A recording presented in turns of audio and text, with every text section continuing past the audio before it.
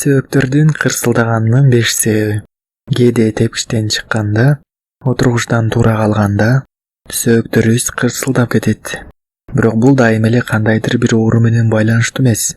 Бирок жаман ой келип, артроздун, кемирчектин же артрит, муундардын оорусу жөнүндө ой келет. Эгерде кырсылдаганда ооругаса, эч сарсанаа болуштун кереги жок. Кандайча сөөктөрдөн үн чыгат? Биринчиси, биздин муундар кемирчектүү өзүнө ылайык суюктукка толгон сумкасында жайгашып бириккен. Дайыма эле эмес, кээде бириккен муундардын жерлери туура дал келбей калып, бири-бири менен кагышып үн чыгат. Кадимки эле кайталанып турчу көрүнүш нерсе. Экинчи, суюктукка толгон муундун сумкасы. Ал сөөктөрдүн жай, тегиз кыймылдашын камсыз кылат. Өтө катуу кыймыл болгондо бириккен жеринде суюктук таркап кетип, көбүкчөлөр пайда болот. Ошондон үн чыгат. Үчүнчү, аз суу ичүү. Суу аз ичкенде муундардын суюктукка толгон сумкасы кургап калат. Ошондон улам бири-бири менен сүртүлүп үн чыгып кетет. Башында муундар бири-бири менен сүртүлсө, кийин ооруй баштайт. Ошондуктан эрте менен эрте жылуу же бөлмө температурасындагы сууну шашпай отуруп ичип алышыңыз керек.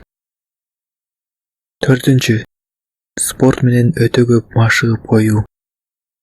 Тырсылдаганда 2-3 жерден үн чыкса, муундарга өтө күч келип калган.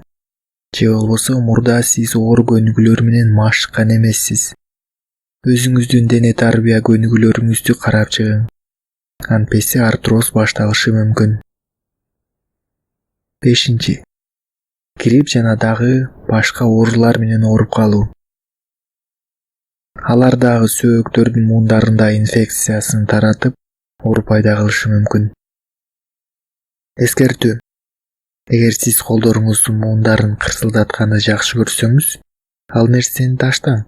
Анткени бул сөөктөрдүн табигый механикалык кыймылын бузуп атасыз. Бириккен жери бошойт, кийинчерээк өзү эле чыгып кетиши мүмкүн. Аз кыймылдоо сөөктөрүбүз үчүн эң негизги коркунуч. Ошондуктан отуруп иштегендер, кыймылы аз иште иштегендер болсо, жок дегенде ордунан туруп кичине басып коюш керек, же көнүгүү жасап коюш керек. Ошого да дарыгерлер сөөктөрдүн көп кырсылдаганынан кийин сууда сүзүүнү бекеринен сунуштабаса керек. Эң жакшысы эрте кеч 15-20 жолу отуруп туруп көнүгүү жасап коюу дурус.